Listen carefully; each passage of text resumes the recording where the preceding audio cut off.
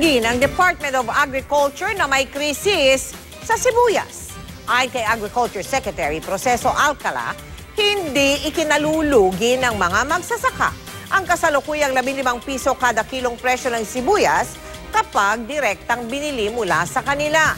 Lumalabas nga raw na 100% ang kita ng mga magsisibuyas base sa regular na pagmomonitor ng Department of Agriculture sa presyo ng sibuyas pati na ang puhunan ng mga nagtatanim nito.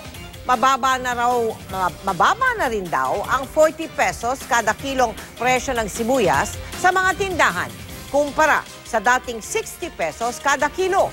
Sa Bayambang Pangasinan, ininspeksyon ng Agriculture Office ang pamilihang bayan para matiyak na walang ibinebentang imported na sibuyas. Ayon kay Alcala, noong nakaraang taon pa lang ay bawal na ang pag-aangkat ng pulang sibuyas. May panawagan din ng kalihim sa mga negosyanteng bumibili ng sibuyas direkta sa mga magsasaka para ikalakal sa tindahan. Baka naman po pwedeng bahaginan ng mga middleman yung ating mga magsasaka pa para lalo pong ganahang magtanim.